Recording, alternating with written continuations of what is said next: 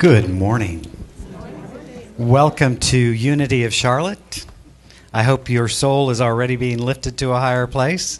If not, stay tuned, because it is our purpose and our intention to lift our spirits and our minds and our hearts to that higher place of awareness and understanding where we remember the truth of our being, that we are divine in origin, having a human experience. So we want to welcome you this morning. We want to welcome those joining us on Access 21, those who will come later on YouTube, and however you get here, we're glad you're here. However, I'm just going to say, there's nothing quite like the real thing. We're glad you can join us online, but you can't get a hug online, so come on down. We'd love to see you. You hear me talk about this often, that there's something happening in our world. And there is something happening in our world. Too often we allow ourselves to only look at the problem and focus only on the problem.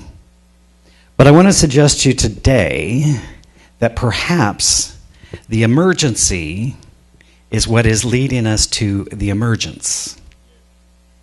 And so let us explore this as we look at this, what's happening in our world, and this story that we've been told. Now, if you're new to the community, we like to look at the Bible from a metaphysical point of view as opposed to a literal point of view.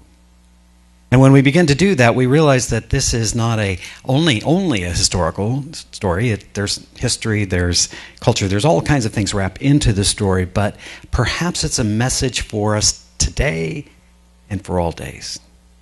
That when we start to understand things from the metaphor, then we can either literally believe or not believe whatever. But when we understand that there's a timeless and eternal story that has been told, Joseph Campbell spoke to this about the hero's journey. And hero is a generic term, so I'm not going to say hero and heroine every single time, just get it, all right? It's a generic term like doctor. But when we embark upon a journey, it is in learning to be who we are. So what I've discovered is that in our lives, change begins to happen for us, either because we have sought it out or because it has been thrust upon us. These young people who went to high school one day to study math and literature and all the things that they studied found themselves in a crisis and an emergency. 17 of their friends died, many others were hurt, and all of them were traumatized. Now, how wonderful it would be if we said that was just a one-time event and it's never happened before and it'll never happen again. But it's not. It seems to be an ongoing thing. And so what is fascinating about what has happened, now think about this, 5 weeks ago an event happened.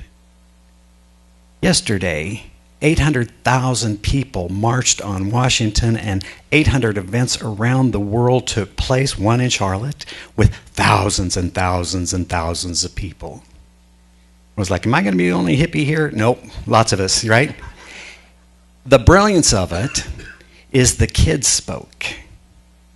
And they talked about something. And they spoke, I'm so amazed by the eloquence and the insight of these young people, that they are speaking to what they are for safety. Now, we're going to argue like crazy about how we get there. That's been the argument for a long time. That's not what's important. You see, a teacher of mine, one of my spiritual mentors, Ernest Holmes, once said to us that give me 1,000 people who are for something and against nothing, and I will change the world. So we want to be for something. It is not a problem. It's not bad to look at the problems in the world. But when we do so, we want to do it from a perspective of what are we for. In this wonderful story, this Holy Week that we enter into in the Christian tradition, Palm Sunday and Jesus returning to Jerusalem. Now, at the time, there was a whole mythology that had developed in the Jewish community about a Messiah, a new king, who would come and lead Israel back to its former glory. And so many people thought that what meant that there was going to be a new kingdom with a new king. You see, in those days there wasn't separation between church and state, right? It was a theocracy. And so the mythology was, once this new king that has been prophesied comes forward, we're going to restore ourselves to glory. And so this story, this powerful, transformative story of someone returning to this place of Jerusalem, this sacred and holy city, where something magnificent was going to happen. But most people were not prepared for what actually happened, right? And so we have in this story the triumphant return into the city and the masses coming forward and all of that, only to realize that what actually happened was there was a betrayal. And then there was death. And then there was a period of emptiness. And then there was resurrection. I'll speak to this more next week. But you understand, when you begin to see that symbolically, you begin to realize that this is an ongoing story for us. That when we are on a journey, very often we are living our ordinary reality.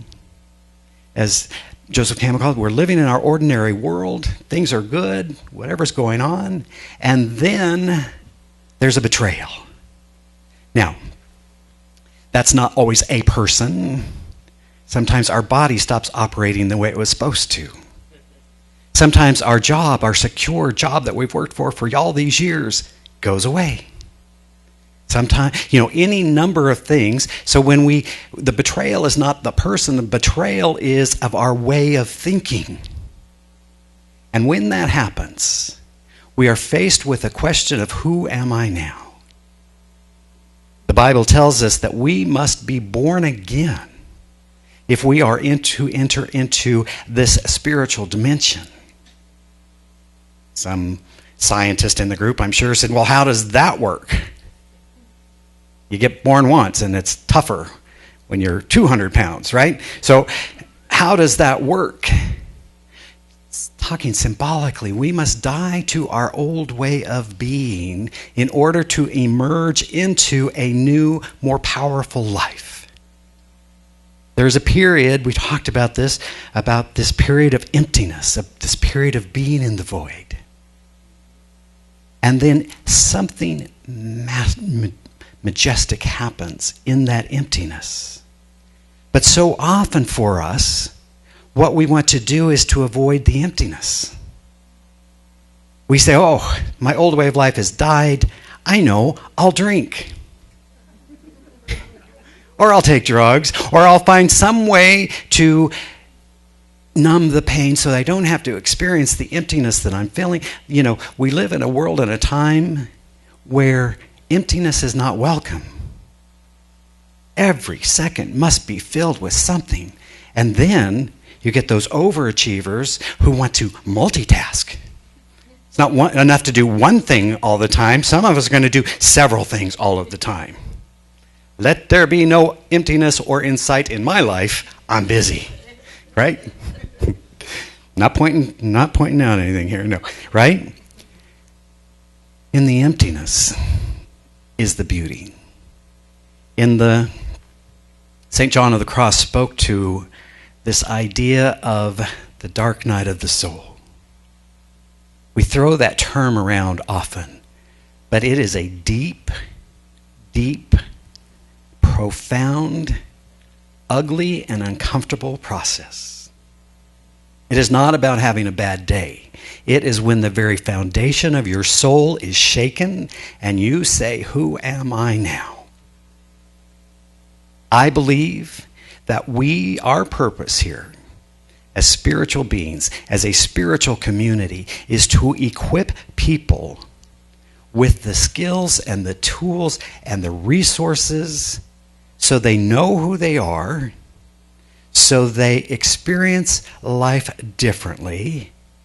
It is not so they never have dark nights of the soul. I want you to hear this. You see, some metaphysicians say, I should have this happy, peppy life all of the time. If I'm really living in a state of grace and wonder all of the time, it's all just good. And if there's something that appears not to be the fullness of God in my life, then let me question my consciousness. Now, never bad to question our consciousness. But perhaps we would do well to understand what's really taking place.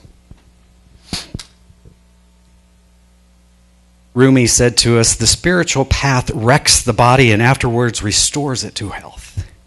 It destroys the house to unearth the treasure. And with that treasure, builds it better than before. Jesus spoke to this when he spoke of the old going away and the new emerging. That I would be lifted up. You see, when our structures of life are changing around us and falling away, it is in those times that we need our spiritual practice. We need to know who we are, not at a surface level, because at an outer level, those things change. I watch this with, here's what I've noticed over the years. Broad generalizations. Women, moms, have a really hard time when the kids leave the house. Right? Sometimes you will ask a woman who is a mom, how are you? And she will tell you how her kids are. Right? Men seem to have a really hard time when their career changes. These are broad generalizations, but it's just something I've kind of observed over the years because we have identified, our ego identifies in such a way that says, I am what I do.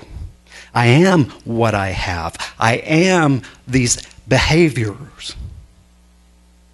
And when that changes, then we are invited to ask a new question. And the new question is, who am I now? Who am I now? I always like to look things up because I think words are powerful and interesting. You see, if you look in your dictionary, it says emergency is a noun. Something that person, place, or thing, right? It says a serious situation or occurrence that happens unexpectedly and demands immediate action. A condition of urgent need for action or assistance. Emergence is an intransitive verb, if you were wondering what kind of verb it is. It's an intransitive, so now that you know that. And it says to become manifest, to become known, to rise from an inferior position or condition, or to come into being through evolution. And here's what I would suggest to you. Sometimes the noun becomes the verb. Sometimes the emergency becomes the opportunity for emergence. Why I love these kids, and I love kids, this is not shocking news, but what's powerful about this group of children, young people, 14 and 15 and 16-year-olds. Did you see any of this coverage yesterday? Did you see this 11-year-old girl rocking the house? Don't tell me I don't know what's going on at 11 years old. I mean, it was like, okay, I'm taking notes, right? Little Yolanda King, granddaughter of Martin Luther King, stood up at 8 or 9, I forget, and stood up and just got 800,000 people to be in affirmation with her. Like, who are these people? I've been saying this for a long time. Something is happening on our planet. And they said, enough. Enough. And because they have a skill set that is different from what many of us have, I mean, I say, let's like this on Facebook, and everybody's like, I don't know how, right? They do, you know. And so they're changing the world because they're connected. And they're standing up and saying, we want safety. We want to be safe. We want to go to school and learn. I don't think that's an unreasonable request. I think the insanity is that we don't already provide that for them. So, I'm not going to get all political today, but it's something we're watching and witnessing. You see, an emergency, a crisis, became an emergence. If you look at your own life, if you look at your own process, where you have been, when crisis happens, when it falls apart, when it breaks down, that is the opportunity for the deep spiritual work. That is the time when you know who you are. That is the time when you use all that you have gathered, all that we provide as a spiritual community, all that you have learned, so that you can emerge from your tomb triumphant. I often share in my teaching of spiritual leaders through the years, spiritual counselors, I've shared with them that very often people are going to come to you, and they're going to come to you pre-tomb, when things feel as if they're falling apart. And they're going to say, boy, I've got this issue, can we just pray that away? And I said, understand that it's fine to pray for whatever, but always know that if there is a soul's journey taking place, the best thing we can do is give them the courage and the clarity to move through that experience so that when they emerge on the other side, they are triumphant. And in the hero's journey, it talks about when you emerge from that, then you return back to your ordinary world, but you do not return as the person who left, but rather as the master of two worlds. Beautiful. These young people who are showing us something very powerful took a tragedy and they said, enough, we will change the world. And people say, well, you're a teenager. There you go. Yeah. Got it. And we're going to change the world. We're coming for you. Right? Take notes. I'm telling you, something is happening on our planet. So, today is Palm Sunday. Today is this time in Christianity we celebrate it as holy and sacred. For me, as you'll hear me say over and over and again, holidays are invitations for us to practice what we should be doing anyways. That we are knowing. You see, I believe, or we believe, that Jesus had an understanding of what was taking place. If you ever had the chance, a number of years ago, there was a new gospel that was finally translated and released called the Gospel of Judas. And it was one of the Gnostic gospels that was lost for a long time. Now, you see, what we know is in this story, whatever happened, happened. And then people set about writing what happened. And that story, if you understand how the Bible was put together, evolved over time. And so if you go to your Bible and you open Mark, you read a story, and then you open Matthew, and it's a similar story, but it's kind of different. And then you open, right? There's 4 different versions of what happened.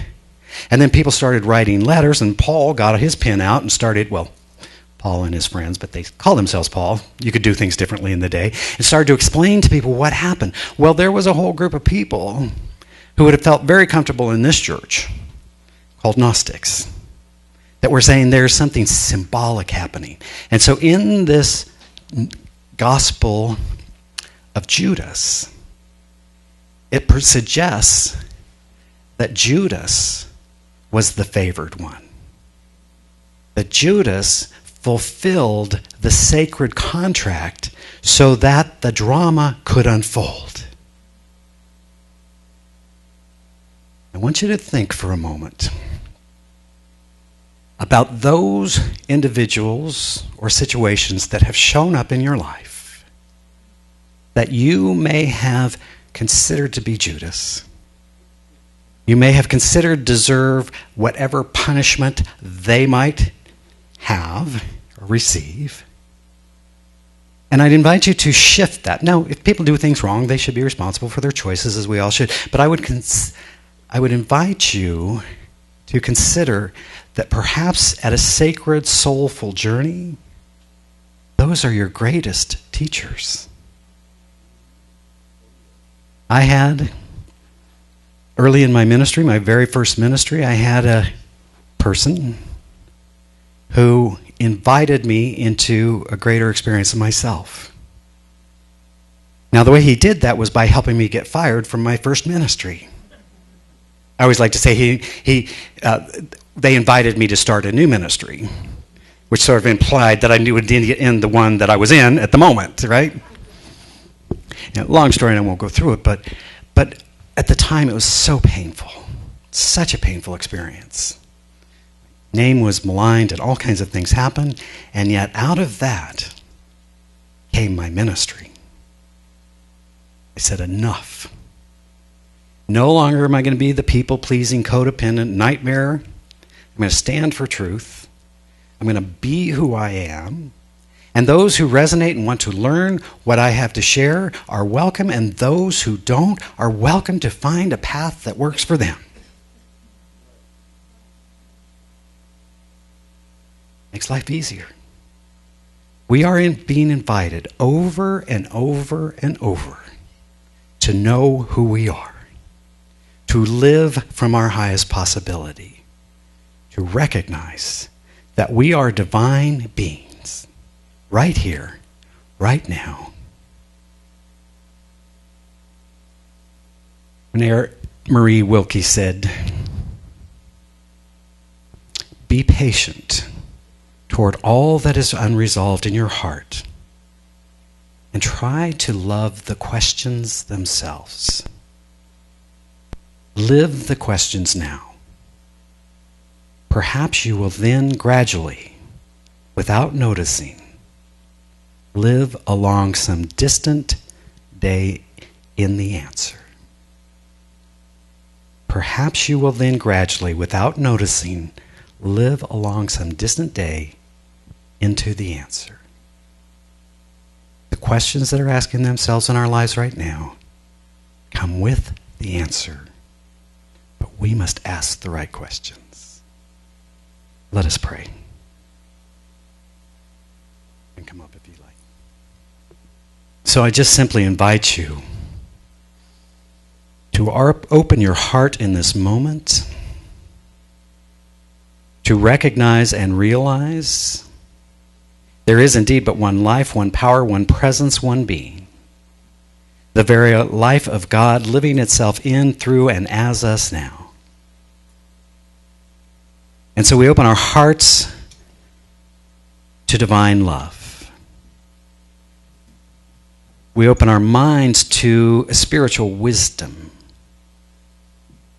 We open the very portal of our soul to remember the truth that we are spiritual, whole, perfect beings right here and right now. And as we recognize that truth, we call forth the realization and the expression of who we are. Wholeness revealing itself as health and well-being. Love revealing it as relationships healed and transformed.